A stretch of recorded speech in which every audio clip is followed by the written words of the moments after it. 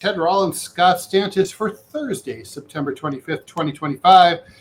Coming to you from the left, I'm editorial cartoonist Ted Rall. And coming to you from the right, the aforementioned Scott Stantis. Here we are. Yes. We haven't been sent off yet. We haven't had the Justice Department sicked on us yet. I'm not sure if I'm happy or sad about this, Ted, because, you know, if there's going to be an enemies list, damn it, I want to be on it. And everyone who's anyone. I mean, look, apparently you have to be really lame, as a humorist in order to qualify as a First Amendment hero. We're looking at you, Jimmy Kimmel. Congrats. I mean, look, I'm happy he's back. What happened there was disconcerting, but like I wrote in my syndicated column last week, what happened to Jimmy Kimmel was not a harbinger of bad things to come. It's the culmination of all the bad things that already happened, all the censorship, the elimination of satire from print media completely. I mean, just think about it. There's no satire in print. There's no Dave Barry, no Mad Magazine, no editorial cartoons. Comic strips are all pretty much gone. So if you're looking for satire, you're going to have to find it on cable TV. There's not much of it on broadcast. Jimmy Kimmel, I watched his comeback show Tuesday night, and it was, he's not funny. You know what I mean? Like he's just not. Which is a problem for a comedian. But not in America, because stand-up comedy isn't really funny, Scott. I mean, it's like generally pretty fucking stupid and boring. It is. Look at the Nate Bargatze. Is probably I would argue, arguably the number one comedian in America, and he makes me laugh. There are some things he does which are funny, but it's very, very bland, very low key. It's probably the perfect humor for this time in our nation's history. It really is. Well, there we go. And about editorial cartooning. So did I tell you this already? I was talking to a friend of mine.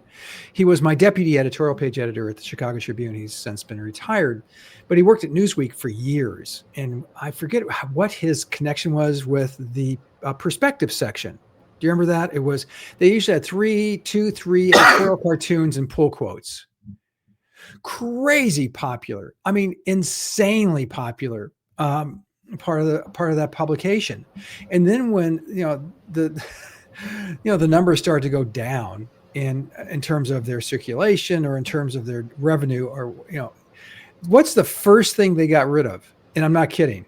Ted knows the answer. I can tell by his face. It's always the first thing to go. How weird is that? The thing that is so popular that people genuinely love, and I don't think that's an overstatement. This thing made Mike Lukovich, a national figure. He was kind of their cartoonist. Whenever they do special features or they'd come out with, and I'm not kidding, a tie, they asked Mike Lukovich to draw it. Notice I did not say they did not ask any of their columnists to write about it.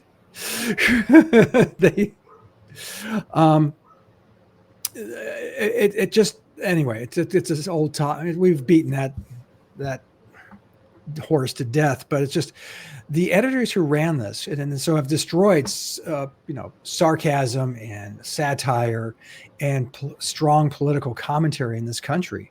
Well, the same people who destroyed newspapers. It's the same mindset, the same lameness, the same country club. We're just going to squirt the product out and make some money on it kind of mentality. And that's where we are. So I have to agree. I think Jimmy Kimmel's never been, I didn't like the Man Show. I found it offensive because, it kind of confirmed everyone's worst suspicions about men. And while some of that may be true for all of us, so I can't say. I can just sit here and smirk. It started with, or ended, I can't remember how the show began, or ended with large-breasted women wearing bikinis and jumping on trampolines.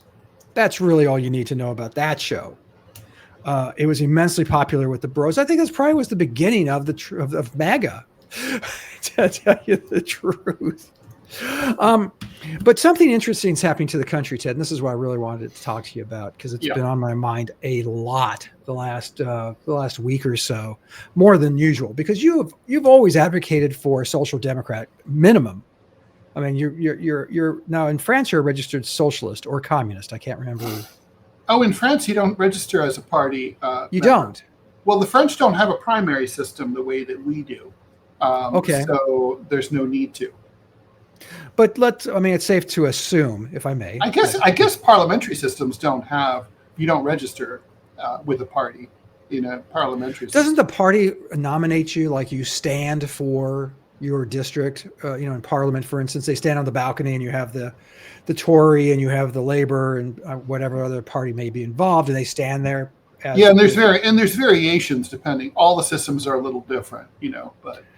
Yeah, but is it safe to say that you're a social democrat at the very least? I'm a Marxist. I'm a communist. I want the dictatorship of the proletariat. I want the violent overthrow of the state. Because there's no other way to overthrow the state, and I want a total equality of wealth and income. So, obviously, we're not going to get any of those things in the United States anytime soon. But that's where I'd like. Within the constructs of the existing system, if I'm going to vote within the electoral system, social democracy seems like something we could reasonably expect to fight for and possibly get within the constructs of the American capitalist system. The American capitalist system is not going to allow you. Because basically, what is a democratic socialist, like as in a DSA member like Mamdani or AOC or Bernie Sanders? They're basically just old-fashioned liberals. They're Hubert Humphrey. Yes. I think that's fair to say. Yes. Yeah. But the reason I ask you that is that a recent poll, a Quinnipiac poll, came out. 53% of Americans believe that democracy is not working. Can't imagine why. In the United States. In the United States, yes. American democracy, no bueno. 53% of those asked. Mamdani, recent poll, it just came out in the last 48 hours, has him up 20 points in the mayoral race there in your neck of the woods in New York City. It's a four-way race. Yeah. Yeah, but it's not. It's him and everyone else, right? If this poll it's a four-way race in the same way that the 1860 presidential election was a four-way race. There are two main contenders here: former Governor Cuomo and Mamdani. They're the main contenders. Number 3 is the Republican nominee Curtis Sliwa, the Guardian Angel founder, and then who I would probably be voting for. He's got about 16-17% of the vote. By the way, it should be pointed out that he's increased his support from about 9 or 10. Adams started around 15 or 14 and has slid to about 9. It's important to point out, Adams, by the way, is currently the incumbent mayor of New York City. Yes, he is. And he was doing so poorly that he didn't even dare present himself in the Democratic primary. God. So he's running as independent. But in a Democratic city. Sorry, so funny. So funny. I look at my politics has just gotten weirder and weirder. I've mentioned this several times on the podcast before, but my only degree is from the California Republican Party Campaign Management College back in 1979. And what's that? During the Carter administration, yes, indeed. Had a number of people from the Reagan campaign learning the ropes about California politics. But Ted, none of that stuff applies anymore. Politics now are so freaking weird. But Mamdani, he's going to win. Okay, is he going to win 50% of the vote? I don't know. It's like, look, it's September. He'll come close. Don't forget they have ranked choice voting here, so that's part of the. Oh shit! Okay, that's going to yeah. By the way, to all my liberal friends who say that ranked choice voting is the answer, that's how we got Eric Adams. Is that right? It was through ranked choice voting. So it's not a panacea by any means. But yeah, so Mamdani is, look, I think we're going to probably, it's going to be with ranked choice voting, anything can happen, but it's probably going to be, I'm going to handicap it at about 47-48% of the vote. Okay. He'll probably get. I don't think he'll get 50. It's a four-way race. I mean, Cuomo is going to get, 28 or 30% of the vote. I mean, it's not nothing. Can I ask? I mean, I'm not. I am being a smart ass here. Why? Why Mamdani? Why would you? No. Why would Cuomo get any votes? Because he doesn't stand for anything, does he? I mean, I've been following the campaign very casually, Ted, quite frankly. And I know obviously your boots on the ground, so you can address this. But has he actually said anything of substance? Does he stand for anything other than Cuomo? Yes? Yes, Cuomo deeply believes he should be the mayor of New York City.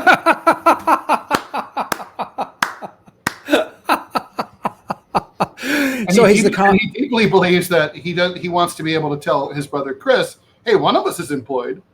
So it's the Kamala Harris school of politics. Why should you be president? Well, I want to be president. Why? Well, I mean, it's interesting because for some reason, Cuomo's theory of the case, I think I agreed with it, and I think it was right. I don't agree with him, but I think the theory, his analysis was correct 4 years ago when he looked at New York City and thought, okay, I'm going to start thinking about running for mayor of New York. Based on crime and just based on the sense of disorder in the city, and that's what New Yorkers are going to care about. They're going to want a strong man. Everyone knows I'm a bastard, and that's what they're going to want to vote for, a bastard. If the race had been in 2022, he would have won. The theory of the case has changed, however. Crime hasn't really improved markedly. The disorder is still here, but New Yorkers have gotten used to it. We're adaptable people, and we've always dealt with a high degree of nonsense. I mean, New Yorkers have never lived in a zero crime environment. It's always like it's sometimes worse and sometimes it's better. And right now it's a little worse than usual, but we're kind of like, okay, we're in it. The theory of the case now has shifted completely. Mamdani had a disciplined campaign that was focused like a laser on affordability, high rents, high food prices, and so far, and the closed groceries and all the closed stores that you saw when you came to visit here in New York. And I think also people were not happy with the fact that Cuomo was a retread. They're really unhappy with Cuomo. And Cuomo's other theory of the case is he thought that somehow this was going to be a referendum on Israel's war against the people of Gaza. And that's just not true. Or if it is, he's going to lose that, because now for the first time ever, New York City residents, including a majority of Jewish residents, are now more pro-Palestinian than pro-Israel, which is, okay, if you've lost New York City's Jewish population, if you're Netanyahu, you're done in the United States, okay? Cuomo is literally running on the Stop Anti-Semitism ticket. Okay, the problem is noble cause. All the Semites are voting against you, so that's not working, right? So Mamdani, they tried to fearmonger with Mamdani, with him being Muslim. He's going to bring Sharia law to New York, blah blah blah. No one believes that. Fear-mongering doesn't work in New York City. New York City voters are too sophisticated.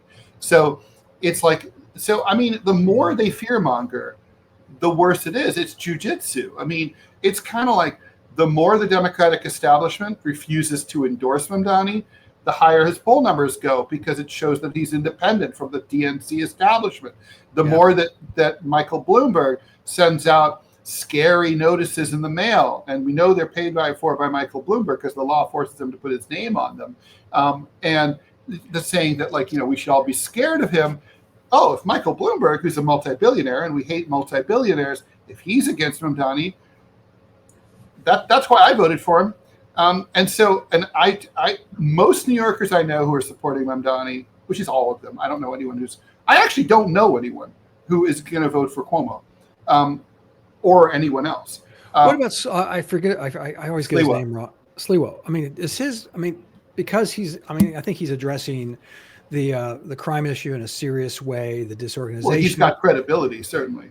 Certainly. But that doesn't sound like it's getting him a hell of a lot of traction. I mean, 16% is not nothing, but it's still not much. I mean, it's not going to win. It's because it's not a Democratic. It's just that it's such a Democratic city, and he's running. Yeah, but Republicans are They ran. Also, he's a bit of a clown. I mean, the Guardian Angels are kind of like not real. In other words, like if you go on the New York City subway every single day, you will probably never see a Guardian Angel. So, really? Yeah, it's kind of bullshit. Now, he'll get Republican votes out in the Republican strongholds, out in the hinterlands, like in, Staten Island and Queens and Eastern Queens and Eastern Brooklyn. He'll get those Republican votes. And I personally like Curtis Lewa. I've met him. I like him. Yeah, me too. I mean, if he somehow, by some miracle, were elected mayor, I'd say, well, someone who truly loves New York City is the mayor of New York, and also who really loves cats. He has 11 of them in his one-bedroom apartment. 11? He does. Mm-hmm. Okay, that's not a pathology. Although that number might be changing by the second. There might be like a website that keeps track of the number. But oh my God. In all seriousness, he's a good guy, and he knows the city. I mean, look, the Guardian Angels are a grift. It's fake, but whatever. I don't know about that. I've seen where the city Donald Trump is from. We know about grifters. And you like them, apparently. We're used to them. We used to like them. Look, Donald Trump would still be popular here if he'd stayed a liberal Democrat like he used to be. But he changed his mind. Yeah, he's allowed to change his mind. Anyway, I think, so what do you, yeah, I mean. So the big question here. Go ahead, yeah, please. Yeah, the big question here is, can America become a social democratic state? And I think, there's enough fear mongering, but there's also enough anger and blowback look at the reaction to the guy. Gosh, help me, Ted. Help an old man here. The guy who shot the CEO of Health South. United Health. His name is God. Oh wait, Luigi Mangione. Yes, and also he God. Also God. Yeah, he's like a good. He was doing God's work there. They're paring back what they're going to prosecute the guy on. They overcharged him like crazy. Trump administration is losing their mind over this because, once you put billionaires on, so once you open season on billionaires, then Ted Rall's having a good day. Yeah. There is definite, you look at people's reaction to him, and I'm talking about, when we have our little get-togethers with friends and stuff, and we're down here in Alabama, so many of them are not liberals, but they're thinking this guy may have done God's work. Yes. Anybody who's ever dealt with United Healthcare probably feels that way. So the long way to get to a short question. People are angry. I think they are in a revolutionary mood. I really do. They're getting pretty damn close. And if you think about the history of how revolutions happen, we're getting close to that critical mass. You have a large, you don't have a large, you have a very small number of billionaires who are clearly pulling the strings and ginning the system so that they can succeed and make even more money, which is disgusting. And then you have people like you, me, and lower who are suffering, can't pay for houses, can't pay for cars. Do you see the recent numbers? I forget who issued them on car loans, and the default on car loans is through the friggin' roof because cars cost a fortune, and they're still offering short-term loans for them, 3, 4, 5 years for $60,000. So around here you see these trucks that are the size of small nations driving around, and I'm just looking at this guy going, how in the hell, how does he even pay for gas, let alone the mortgage on this thing? There's a lot of anger out there, Ted. The health system is clearly broken. The system is clearly ginned against everybody. Appalachia is going to lose 75% of people in Appalachia. 75%. Think about this. 75% are on Medicaid. Trump got 68% of the vote. And now they have the temerity to be shocked that they're getting fucked by Donald Trump. Well, he recognizes them. His genius was acknowledging the anger, but he's not acting on it. No. So like I said, long way to a short question. Can there be a successful social democratic party in the United States? Can it achieve power? And would it gain popular support? And by that, I mean majority support in the nation. Well, I mean, I think it would have to start, first of all, at the grassroots level, and then build up. I mean, you can't start. One of the mistakes that left-wing parties and right-wing third parties have always made in this country is try to run a national campaign for president from top down, right? We've seen this over and over. You and I both know that the Electoral College makes it impossible for a third party to break through under the current system. But let's just say, so, I mean, is it possible? Sure, but I think it's really hard. So what might it look like? For example, let's say Mamdani becomes mayor of New York and succeeds. Let's say he kicks major ass. Let's say the left has a big win. The mayor of New York City comes in, 33-year-old Democratic socialist, and meaningfully improves the lives of working class and lower middle class and poor New Yorkers. And people all over the country see it, and it's undeniable. You know, I mean, I'm not going to get into the specifics of some of the ways that might look, but it might look like. Well, we know what we do know what it looks like. But it might look like more affordable rents, a bigger social safety net, improved schools. It's just a sense like, hey, this is a city where working for a living pays, and you might be able to live decently. If you get that win, and I think it would take 8 years of governance to get there, and you make a big splash, I could see then a candidate emerging, for example, for the mayor of Washington, D.C., or Chicago, or Boston, and trying to replicate the model. I could see, a governor of a very liberal state like California, maybe emerging or Massachusetts emerges and trying to replicate that model.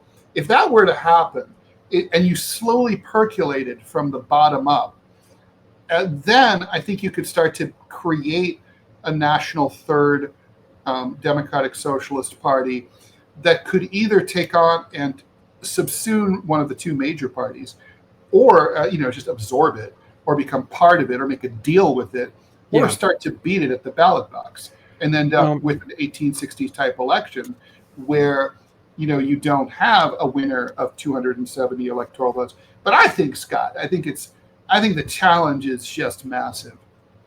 Yeah, I agree, but I'm also looking at 1932, where the Democratic Party had kind of meandered along, being a Southern party of the the gentrified Southern aristocracy, the former slave owners, plantation owners, those types, and also segregationists and just racists. And then all of a sudden in 1932, the Democratic Party, running against Herbert Hoover, running in a very deep depression that was getting deeper every day, upwards of 25% unemployment or more. That's astounding to even think about.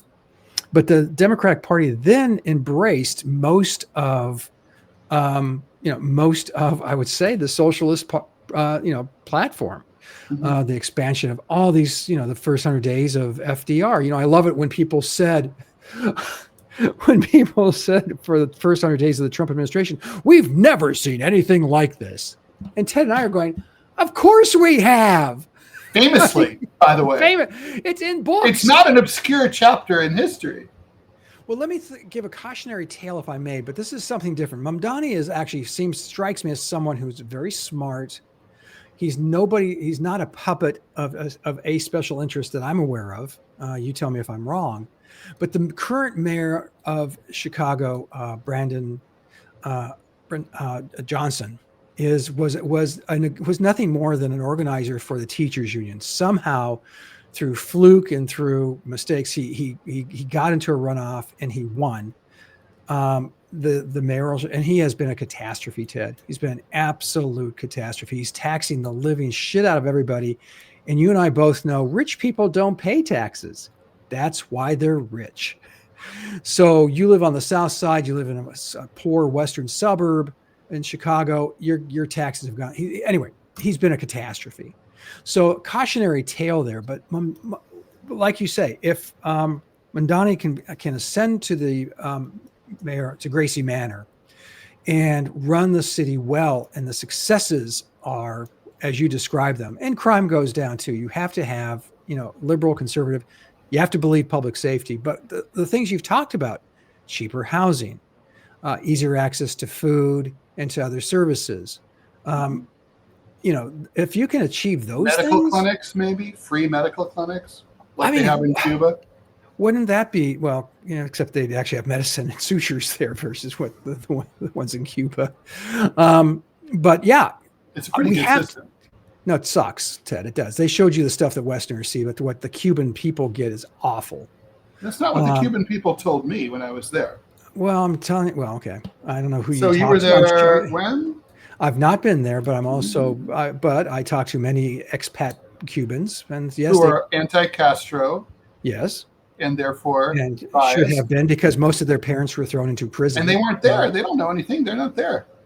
Well, but they do know that Cuba has a finite amount of material, medical material, and they spend it for people who are doing medical tourism there.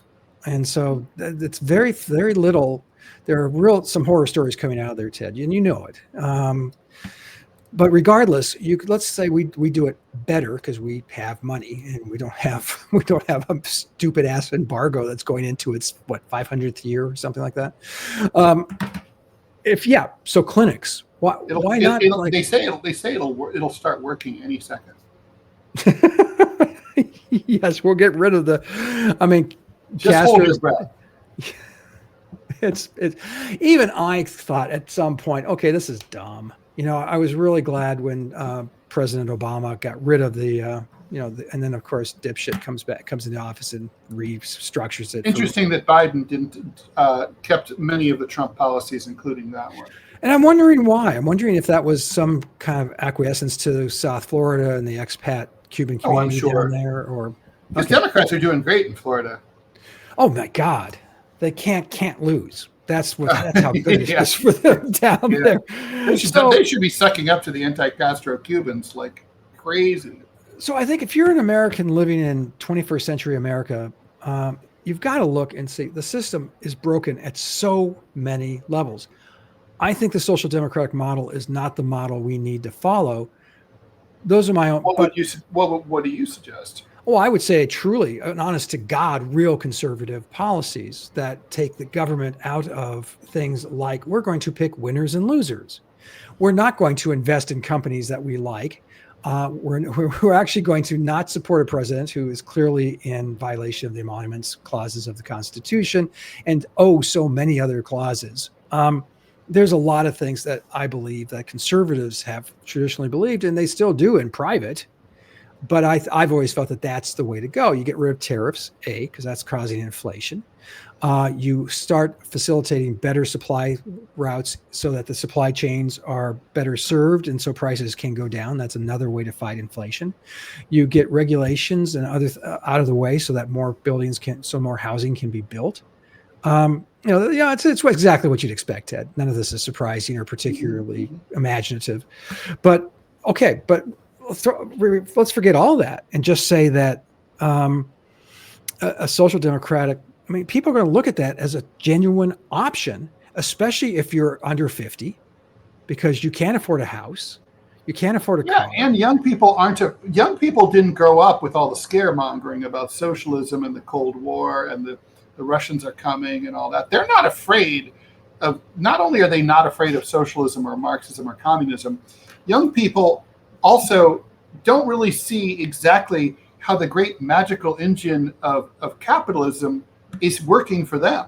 The best and the brightest come out with hundreds of thousands of dollars in student loan debt that the government insists on making a profit on. They won't even lend them money at cost. They're lending them money so they view them as a profit center.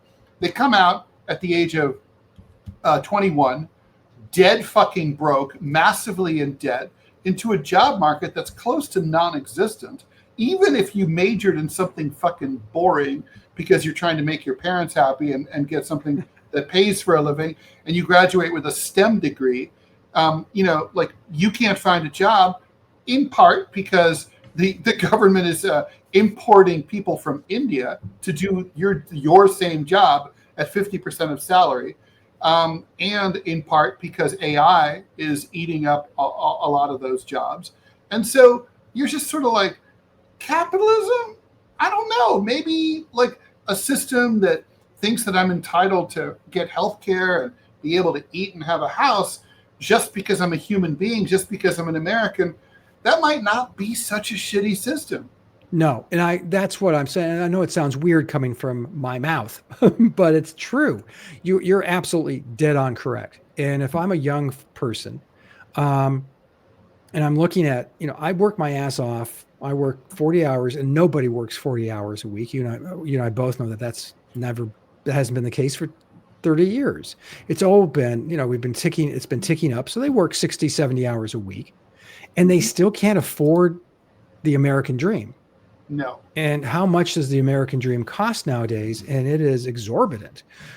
Even the alchemy they use to decide how much you should have and how much you should spend in your retirement has gone from 4 to 4.7%. Now that 0.7%, you say, well, what's the big deal? That's a huge deal if you drag that over a 25 year period. That's a lot of fucking additional money you're going to need just to be retired. How many retirees? We're going to be dead, so fingers crossed for this country. We're out. Yeah. But seriously, we're not. I'm looking at my retirement. I worked my ass off, and initially I went, okay, I'm okay. I sacrificed. I put a ton of money aside. I'm in good shape, and now I'm looking, going, well, fuck. Not so much. Well, I think you're in good shape. We've talked about money. I think you're in good shape. I'm in decent shape. But you were smart about saving, and you were lucky to make a good income for a long time. And I was married to a woman, and you have low living expenses. And I'm married to my wonderful wife of 44 years, Janine, who is half Croatian, and they're thrifty people. Well, that's still am I. But that's great. I wouldn't be alive now if I wasn't thrifty. I don't know that you're that thrifty, Ted. I'm sorry. You keep telling me that you're living thrifty. You're doing this. Oh, I'm not going to eat for 3 days because I'm going to save the money. And then you're going off to Borneo. Well, by the way, I'm very careful about how I do these things. Like for example, I did actually not go to Borneo, but I did go to Bali, and I rented out my house so that I could go to Bali. Right? Yeah, so I actually made a profit on that. Not to mention also, if you go someplace with really expensive airfares, which Bali had, it does. It was $1,400 round trip at the time per person. Now it's probably more. But it's cheap to be there. So then you got to go for a long time. So if you go for like 30 days and it's like you're only paying $50 a day, then your hotels are so cheap, everything's so cheap. So it actually per day amortizes. You're actually saving money because back home in New York, you would have spent more money. I think about all these things. I was a banker for a long time. I'm always thinking of profit and loss and all that. I definitely have a head for numbers. I think I still have some. I'm still pissed off because Ted would call. I love this. Ted would call from Bali, from his hotel, which was was an Airbnb. That was right on the beach, right on the water. It was on a cliff overlooking the water. Yeah. Mm-hmm. Yeah. Uluwatu Beach. And very so nice. I would go back. The thing is, Bali's overrated, Scott. And I'll tell you why. It is. Okay. It's still got to be better than at the time. I was living in Chicago in the winter. Okay, it's better than Chicago. But Bali, the grossest thing is if you go swimming in a lot of the beaches in Bali, there's so much garbage in the water that really? Plastic bags are wrapping themselves around your legs Lord. While you go swimming. And it's not like, that happened one time and you pull away. No, it's over and over and over. It's a cesspool, really. Wow. So, why do they allow that to happen, given that they're, it's a tourist economy? You would think that they would not want that to happen. I know, but it's still the developing world. And I don't even know how you would deal with dredging all that garbage out. But I don't even, I think countries like that, Indonesia is not really a democracy. It's kind of a military dictatorship. And I think I think nobody would tell them, right? Like they're not even aware. I mean, so someone like me, I don't write a letter. I don't write a column about it. I'm just like, note to self, beaches in Bali are gross. Don't go back. So, and then I go on a program like this and I tell people. I think that's what happens a lot. That's kind of like why congressmen say, like, if you hear from one constituent, it represents 1,000 who didn't write. There's something to that. I mean, most people, if they're pissed off about an experience, they just keep it to themselves and they tell their friends, and that's it. Not in this day and age. They go Yelp and give it 1 star or something. I don't do that shit. If I go to a restaurant, I hate the restaurant. I don't do that because it's like I have a really hard time fucking with someone's livelihood. And but if it's really a shitty experience, then like truly profoundly. Well, then if it was really bad, let's say I found a roach at the bottom of my soup, which happened one time. I would then I would tell the restaurant, like, by the way, this happened. Because I don't want them to go out of business. I want them to get the roaches out of the soup. I'm interested in fixing the problem. But, in this day and age, you have, like, one of my favorite bars in my neighborhood, it closed because probably falsely some asshole was, like, mistreated and falsely stated that, like, the bar was racist and had, like, said racist shit to them. And they put it on Yelp. And literally just that allegation forced the bar to close.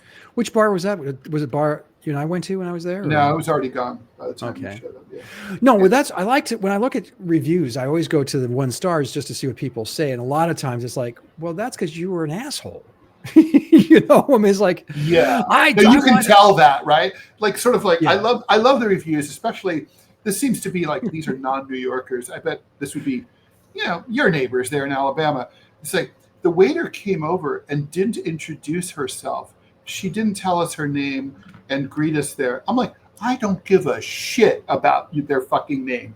Like, come over, get my fucking order, and bring me my fucking food. And, like, that's how New Yorkers are. It's like, you do that well, 25% tip for you. It's like, I don't need, like, so how are you doing today? We're good. Oh, can I start you out with drinks? Like, just fucking get to it. Like, we came here to eat. How as a kid, I've always meant to ask you this, and we're way off topic, but this is important and salient. Sure. How as a kid who was born and raised in Dayton, Ohio, inarguably, in my experience, the most New Yorker I've ever met. I mean, truly. Well, I was meant to be here. I think it's because of my mom. My mom's French, and she lived in Paris for years. Paris and New York are actually very similar in terms of vibe cities. And, so Parisians all have a reputation of being, like, rude and brusque. But that's because they're in a busy city and they're in a hurry. They're not really rude or brusque. New Yorkers are busy too, but we're nicer maybe to tourists. We like our tourists more. If a tourist stops me and needs directions, I'm happy to help. And, I've been on the receiving end of that. But I found that to be true of New Yorkers. Parisians were the same, though. I mean, my wife and I were like still like 2 poodles. We were staring at the metro board because we had no idea, where we were trying to get to a point. And this woman stopped, and her English was halting, but she said, "Where are you going?" And we told her, and she said, she pointed to do this, this, and this, and we said, "Merci," and she went on her merry way. It was very sweet. So I liked Parisians, actually. I found it, I like. Cool. And New York is the same thing.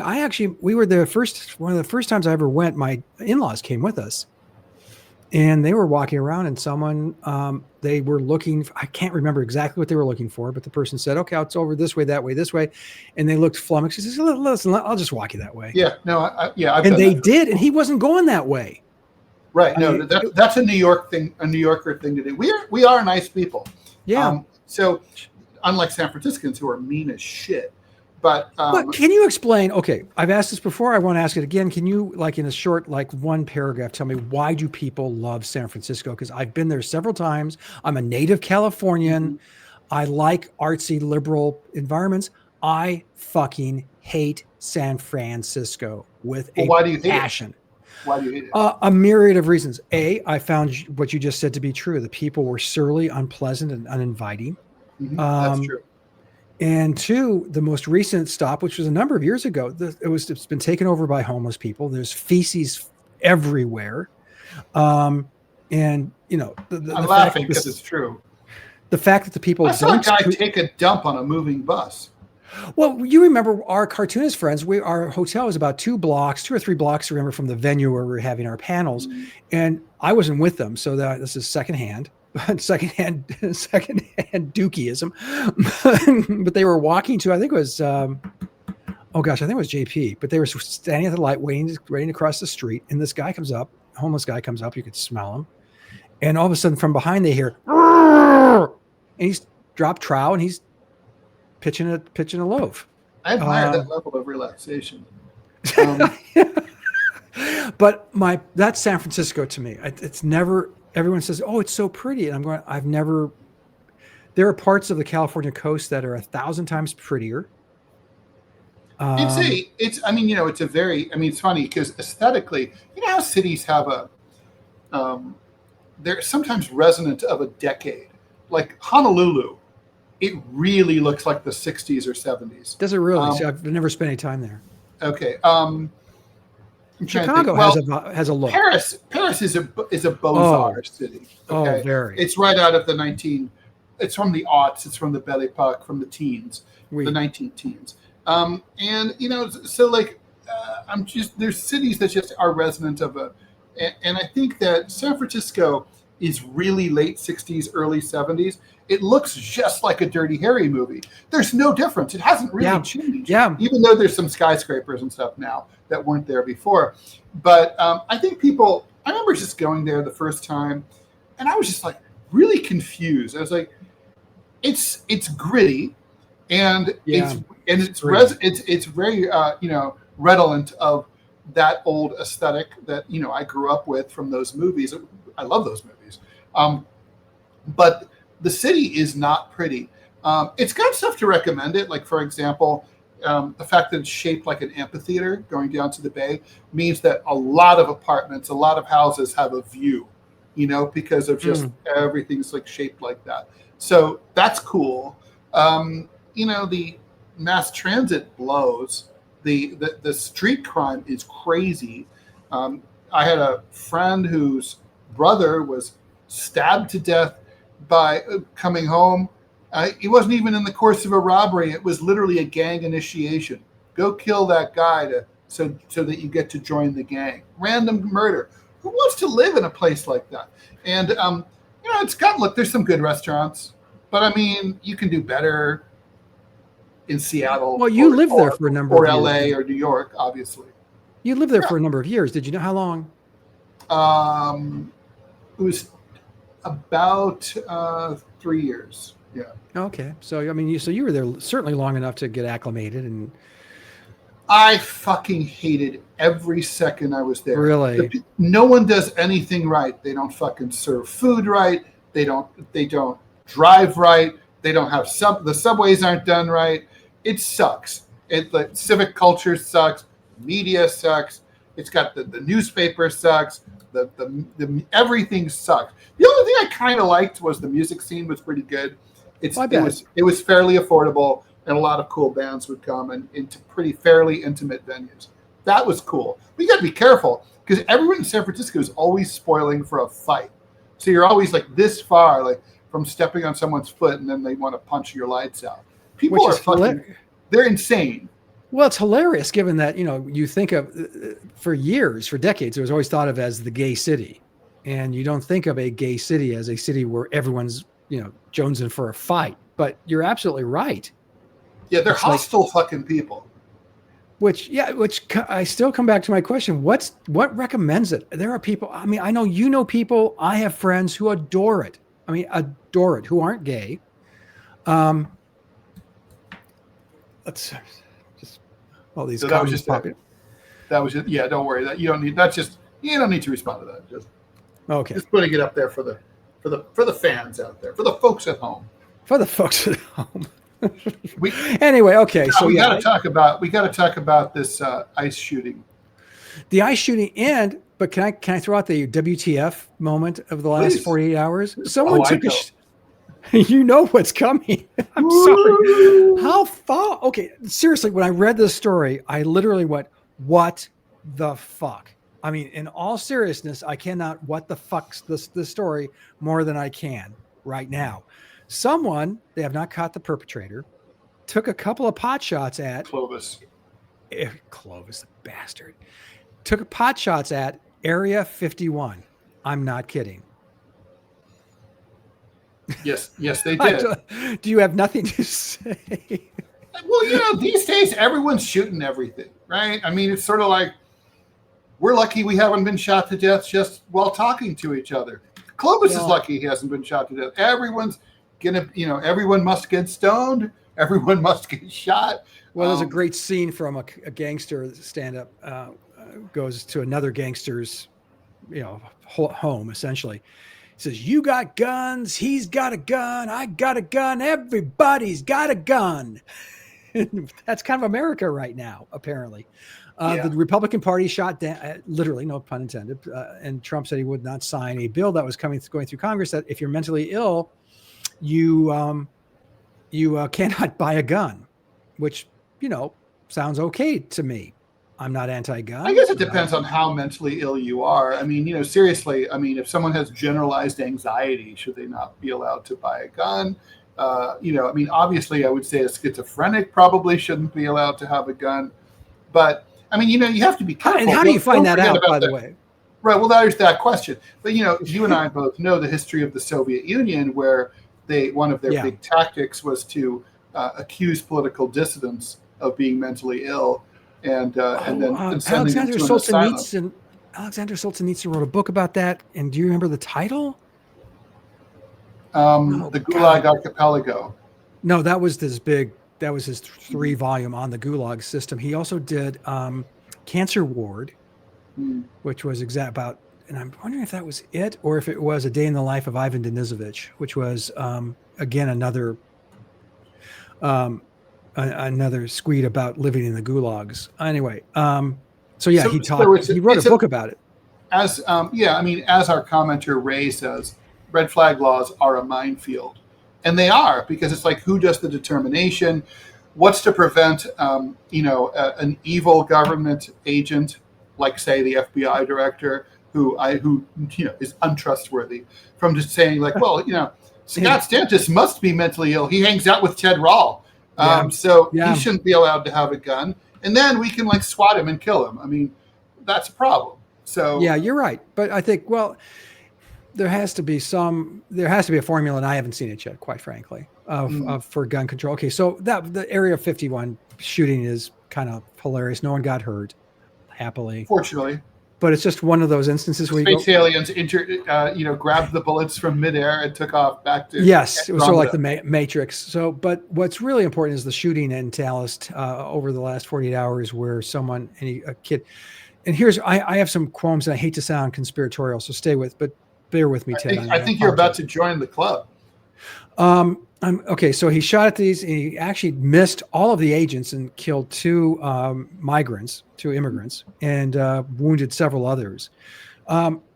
Then here's where my conspiracy thing comes in, Ted. Then he commits suicide. I'm doing air quotes here, folks, for those of you listening to the podcast. He commits suicide, and they find bullets that just happen to have one of them actually says anti-ice, which smacks of these ICE officers who, by the way, aren't, they're deputized Proud Boys. I mean, you look at the pictures, you see how they're dressed, you just know it. And it's been, and because we have no journalism. Speaking of which, if I've been looking for people ever since you mentioned that to me, I posted to X, seeing if I can get anybody to cough up some information. I would love to investigate this and write about it, but you can't write about anything as a journalist unless you have some evidence and some facts.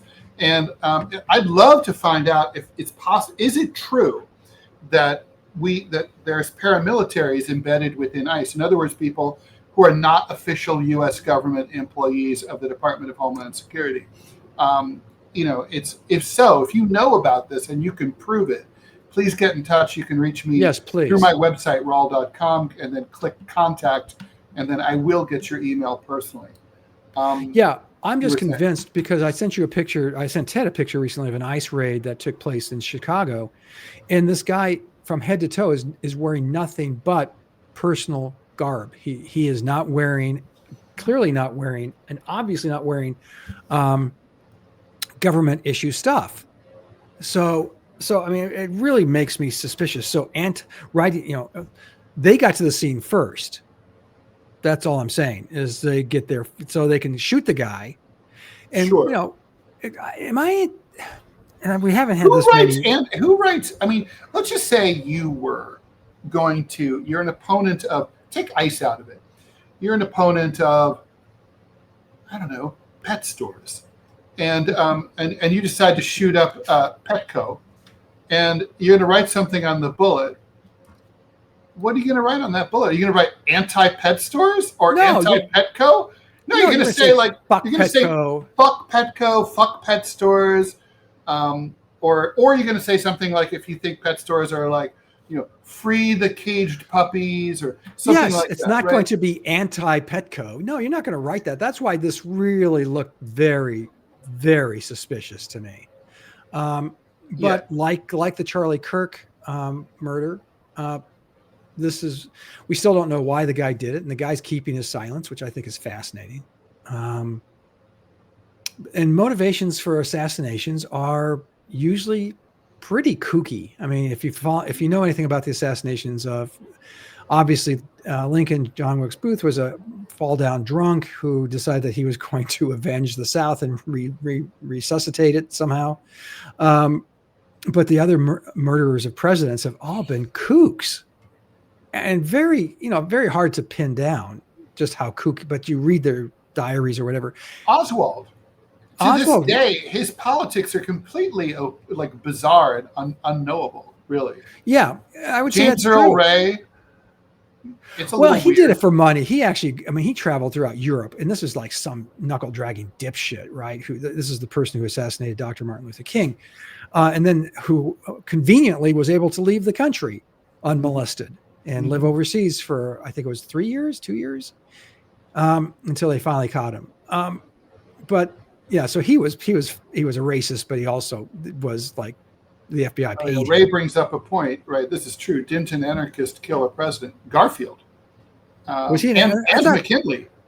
I thought McKinley was an anarchist with an unpronounceable name, Chernushki or something like that. If you look at it, it's like, oh my God, this is something Polish or Czech or something like that. Yeah, and and he was an anarchist. Yeah, but if you look at his mugshot, he's like, bzzz, his eyes he has crazy eyes. And the guy who shot Garfield, a French name, he was Charles Guiteau. And he was a office speaker, and they didn't give him an office because he was fucking nuts.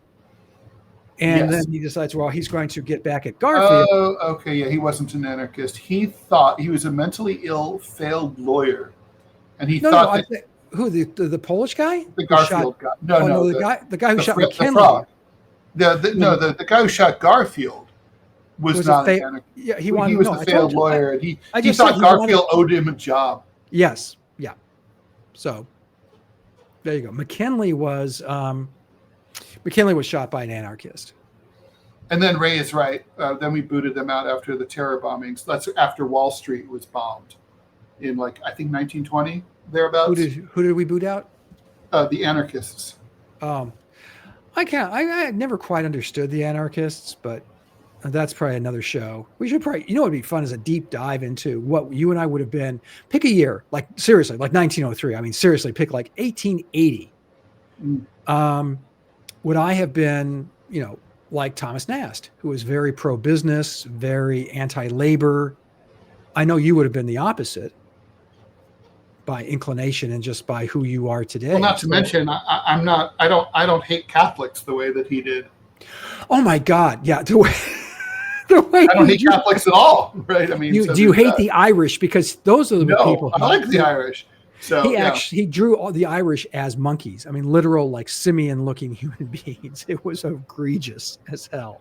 I think the Irish are awesome. I think they're an incredible. I love Irish contribution to this country is fantastic. A lot of my favorite people have Irish ancestry. Anarchy is dumb, says your little dialectical boo. There's anarchy and there's anarchism. I think we're talking about anarchism. I still don't understand it. Again, we'll have to take another show because I think to do a deep dive in that. Let's say we were alive in 1896. Who would we work for? Who would we vote for? You'd be a Eugene Debs guy. I'd probably be a McKinley guy. I might have been, yeah. I mean, certainly, yeah. I mean, of course, I love me my Debs. Eugene, do you have a statue of him? Didn't you have a bust of him? There he is. Ted is showing it now. For those of you listening to the podcast, he has a bust. I'm not kidding, of Eugene Debs. As all good patriotic Americans do. Eugene Debs was the perennial Socialist Party candidate, garnering over 1 million votes, I believe, in the 1916 election. No, he didn't run in 1916, Scott. Oh, you're right, because he was running for Congress. I think his biggest must have been 1904, or maybe 1912. He ran again in 1920, but that wasn't famously from behind bars. But that wasn't his biggest turnout. One of the best campaign buttons ever. Vote for convict number, and it was literally his convict number. Yeah. I think that's so brilliant. I love stuff like that. Yeah, why don't we just plan on doing, let's say almost random, pick a couple of years and do a couple of podcasts on just if we were around in 19. Scott, this is a very hyper dorky topic. We need a different. Oh, I know. Oh, I kind of like it though. Oh, Ray wants to know: did Roosevelt throw Eugene Debs in jail? No, it was Hoover. Mm-hmm. Hoover administration. Was it Hoover or was it? No, it was Was it Coolidge? It was Wilson, I think. Yeah. Let's see. Don't forget, Wilson was an abomination of everything that is evil in politics, especially in the early part of the 20th century. He was just a horrible, horrible, horrible human being. This is the guy. Wilson was the guy who signed off on all. And I mean all of the Jim Crow laws. He never met a Jim Crow law he didn't like. Let's see. Yeah, it was Wilson. And then, Wilson and his buddy, General Palmer of the so-called Palmer raids, was against letting him out. Here's a Wilson quote. While the flower of American youth was pouring out its blood to vindicate the cause of civilization, he's talking about World War I, this man Debs stood behind the lines, sniping, attacking, and denouncing them. No, he didn't. He denounced the war. This man was a traitor to his country, and he will never be pardoned during my administration.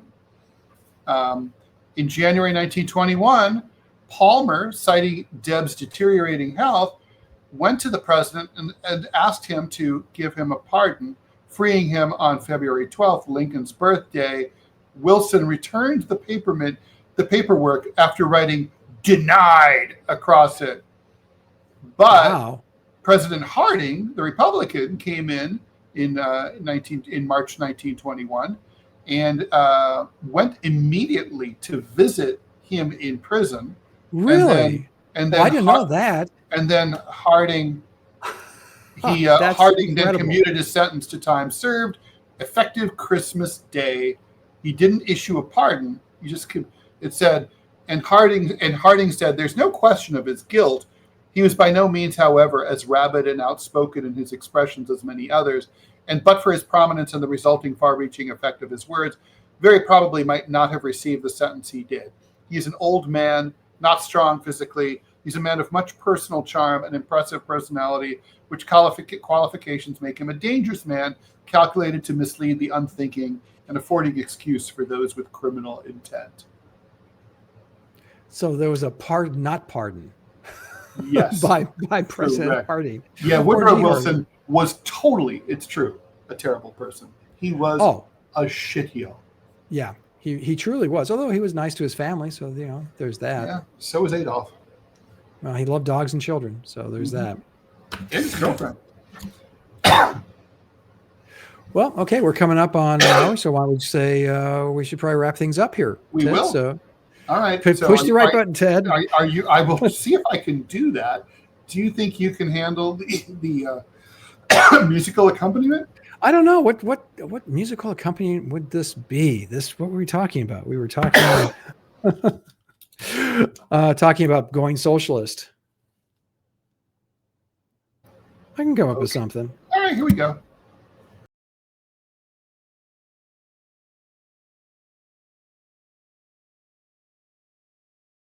Turning socialist. I think I'm turning socialist. I really think so. No profit, no personal property. I'm done. How was that?